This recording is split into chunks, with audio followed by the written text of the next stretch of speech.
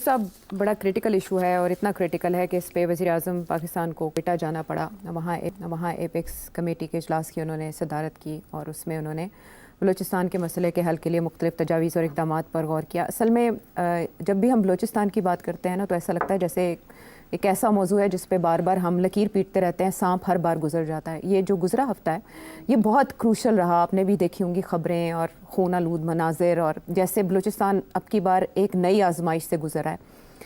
حملہ آوروں نے ایک تو یہ کہ 26 اگست کے دن کا انتخاب کیا جب 18ویں برسی تھی مرحوم اکبر بگٹی صاحب کی. 26 اگست کی شب کو ہم دیکھ رہے ہیں کہ 6 مختلف مقامات پر مختلف طریقوں سے اٹیک کیے گئے. کہیں شناخت کر کے ٹارگٹ کیا گیا اور کہیں جو پولیس چوکیاں ہیں, تھانے ہیں, ان کو ٹارگٹ کیا گیا. پھر مختلف شاہراہوں پہ بھی ہم نے دیکھا کہیں ریلوے لائن اڑا دی گئی, چاہے کہیں جلا دی گاڑیاں جلا دی گئیں. ایک میسج دیا گیا خوف کا, دہشت کا. مختلف انداز ہے اب کی بار اٹیکس کا, اور جو اس میں شامل ہیں افراد, کوئی انہیں کہہ رہا ہے کہ یہ لاپتہ افراد میں ہیں, اس میں ینگ ہیں بہت زیادہ لوگ جو شامل ہو رہے ہیں اس طرح کے اٹیکس میں. خواتین 3 مختلف خواتین ابھی تک خودکش اٹیکس کر چکی ہیں, وہ بھی بڑا سگنیفیکنٹ معاملہ ہے. اب جو اس پہ رد عمل آیا حکومتی شخصیات کا وہ یہ تھا کہ کسی بلوچ نے پنجابی کو نہیں بلکہ دہشت گردوں نے پاکستانیوں کو مارا. یہ تو انہوں نے ایک کلیکٹیو میسج دیا وزیر اعلیٰ بلوچستان نے.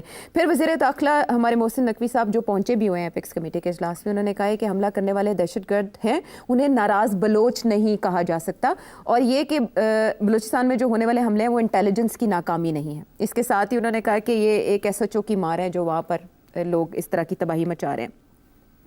خواجہ آصف نے بھی اس پر روشنی ڈالی اور انہوں نے یہ کہا کہ اس میں بھارت ملوث ہے, اور ایک تجزیہ یہ ہے کہ سی پیک کو سبوتاژ کرنے کی کوشش ہے جو پاکستان کی لائف لائن کہا جا رہا ہے.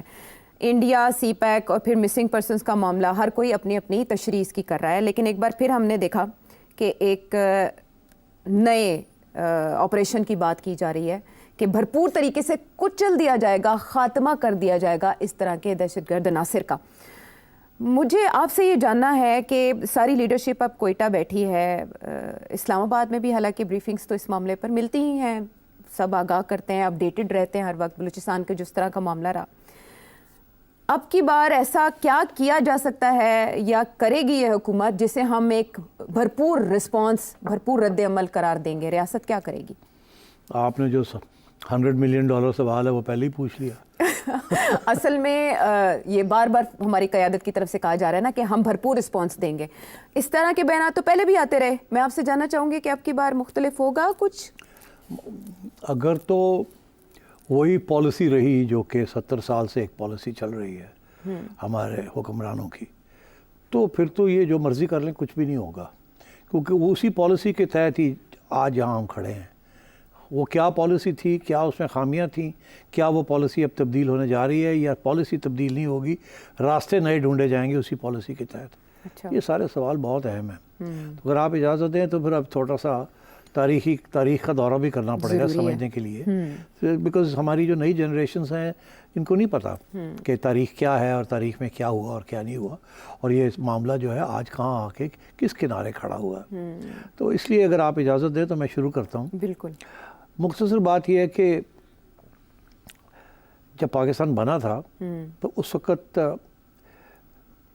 خان آف کلات واز بلوچستان کی اسٹیٹ تھی اس وقت. خان آف کلات نے پروونشل آٹونومی مانگی تھی, اور اس وقت پاکستان کے حکمران طبقہ کسی قسم کی فیڈرلزم کا نہیں سوچ رہا تھا, کسی قسم کی پروونشل آٹونومی دینے کا نہیں سوچ رہا تھا, وہ 1 یونٹ کا سوچ رہے تھے. اسی لیے انہوں نے ایک نئی آئین نہیں بنائی تھی جس کے اندر فیڈرلزم کو کیا جاتا, جس میں ہر پروونس کا اپنا حق بنتا. تو اس لیے اس وقت تھوڑی بہت خان آف کلات نے آبجیکشن ریز کیا کہ بھئی ہمیں تو وعدہ کیا گیا تھا کہ ہم آٹونومس ہوں گے, مگر وہ ایک سردار تھا, ٹرائبل لیڈر تھا.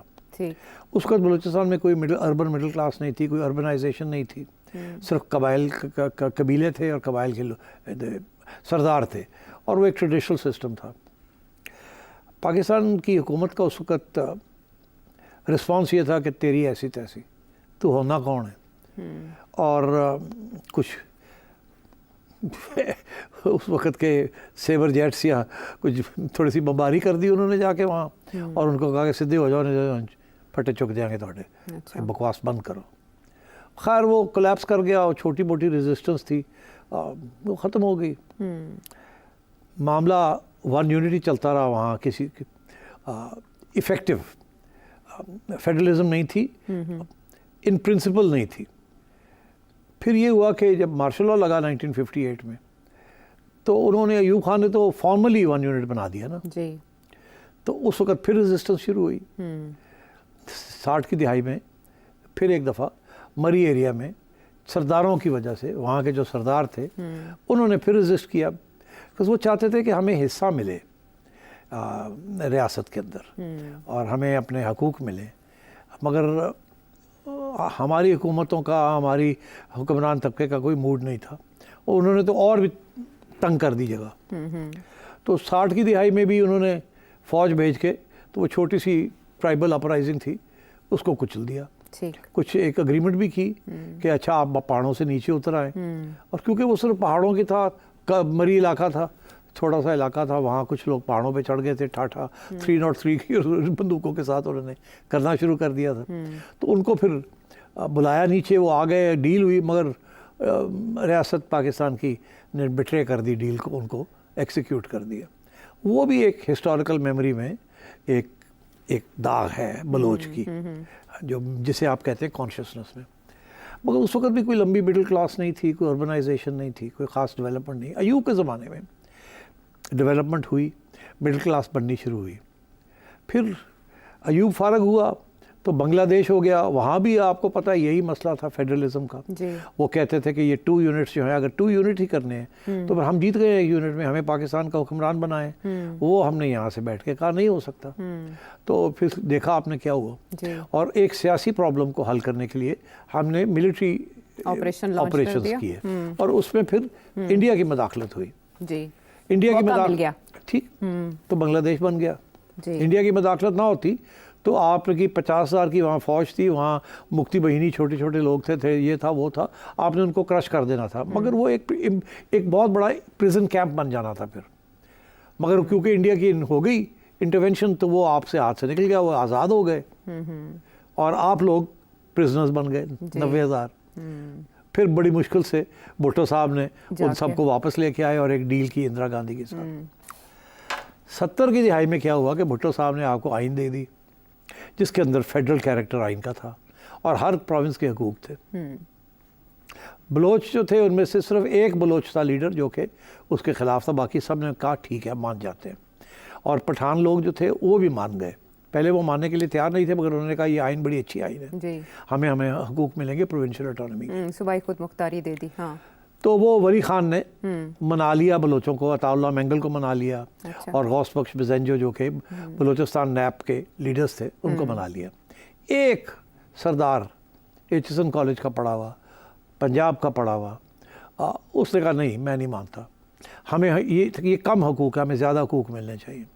ان کا نام تھا خیر بخش مری, وہ مری قبیلے کے سردار تھے. اور یاد رہے کہ 60 کی دہائی میں بھی مری قبیلہ کے لوگ کھڑے ہوئے تھے. اس وقت خیر بخش جو تھا وہ اسکول میں ہی تھا, مگر قبیلے جو تھی وہ مری قبائل کھڑے ہوئے تھے. تو وہ ایک چھوٹی سی جگہ تھی مری علاقہ جہاں ریزسٹنس تھی, اور وہ بھی سردار کی وجہ سے. مگر پھر انہوں نے منا لیا خیر بخش مری کو, اور کہا کہ نہیں جی سائن کریں. تو سب نے سائن کر دیے جا کے, پھر آئین کے اوپر بھٹو صاحب نے سب کو کہا سائن کریں. 1973 کی کانسٹیٹیوشن بہت 99.9% کنسنسس کے ساتھ بنی, جس کے اندر فیڈرل کیریکٹر جو تھا وہ پکا کر دیا گیا. اس میں یہ تھا کہ 2 لسٹیں بنا دی, ایک فیڈرل ایک پروونشل, اور یہ کہا گیا کہ سارے کے سارے 90% سبجیکٹس جو ہیں وہ پروونشلی ہوں گے. فیڈرل گورنمنٹ جو ہے وہ صرف 3-4 موٹی موٹی چیزیں اپنے پاس رکھے گی, فارن پالیسی رکھے گی, ڈیفنس رکھے گی, کرنسی رکھے گی, اور اکانومی جو ہے موٹی موٹی, باقی سب چیزیں جو ہیں وہ پروونسز کو چلی جائیں گی. آئین میں لکھا تھا کہ 10 سال کے اندر اندر یہ ہوگا, نہیں ہوا. وہ انہوں نے سائن کر دیا کہ چلو جی 10 سال اسی کاٹ لواں گے. وہ آج تک نہیں ہوئے. آج بھی باتیں ہو رہی ہیں کہ جی فیڈرلسٹ جو ہے اس کو اور ڈیوالو کیا جائے. 18th امینڈمنٹ جب زرداری صاحب لے کے آئے تو اس میں بہت سے سبجیکٹس جو کہ 40 سال پہلے ہونے تھے وہ فائنلی جا کے ان میں سے کچھ ٹرانسفر ہوئے, مگر اس کے دوران بہت سی گریونسز بننی شروع ہو گئی. 70 کی دہائی میں بھٹو صاحب ناراض ہو گئے خیر بخش مری کے ساتھ کیونکہ وہ سائن نہیں کر رہے تھے جی اور وہ آنکھیں دکھا رہے تھے.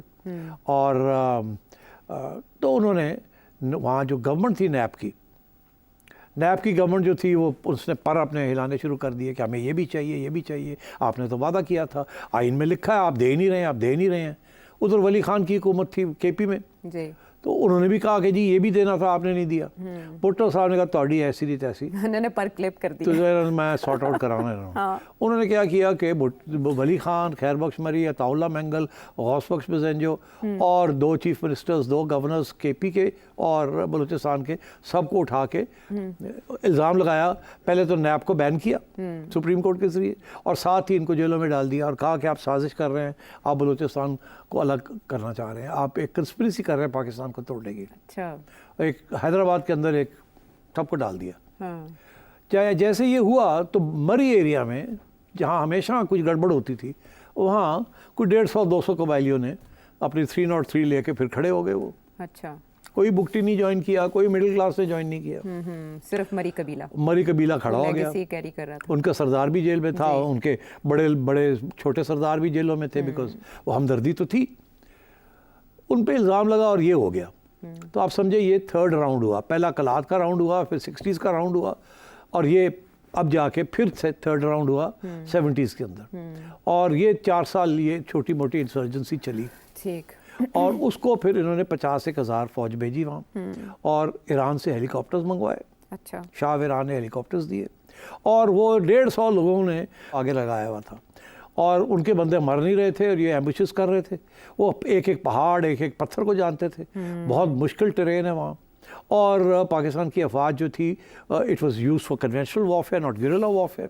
تو کیجولٹیز ہونی شروع ہو گئی. انہوں نے پھر سوچا اور کیا طریقہ ہے, ہم وہ تو آتے ہیں آؤٹ آف کہیں سے آ جاتے ہیں, مار کے 2 بندے چلے جاتے ہیں. تو انہوں نے پھر ایران سے ریکویسٹ کی کہ ہمیں ہیلی کاپٹرز چاہیے.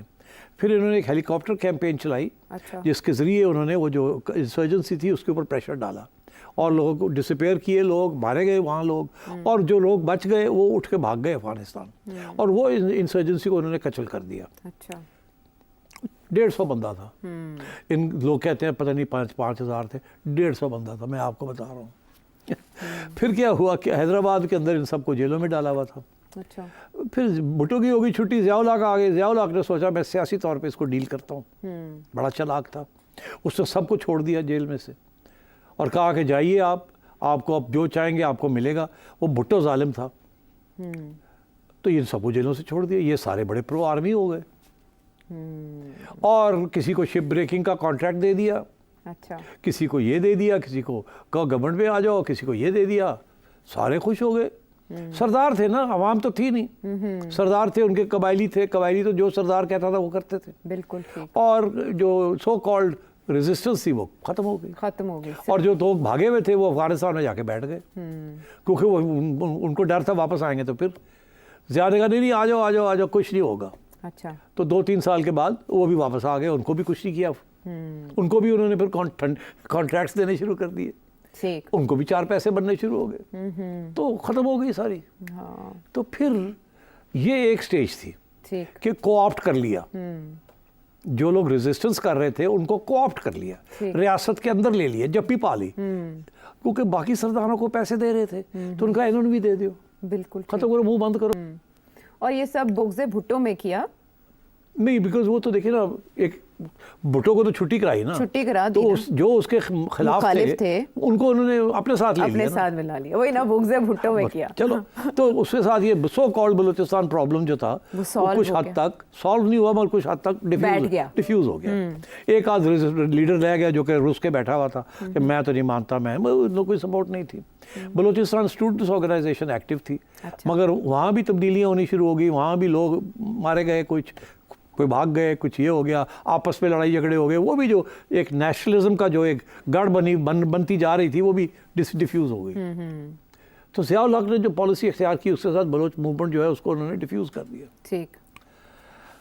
کے پی میں کوئی سب نیشنلزم نہیں تھی. یہ بلوچستان میں اس قسم کی سب نیشنلزم بن رہی تھی, وہ غائب ہو گئی. مگر ساتھ ساتھ اربنائزیشن بن رہی تھی.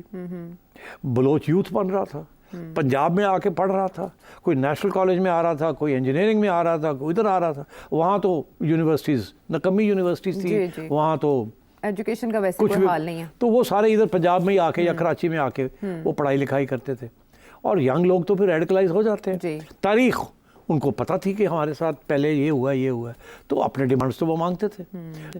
تو انہوں نے بھی لیفٹسٹ آرگنائزیشنز جوائن کرنی شروع کر دی.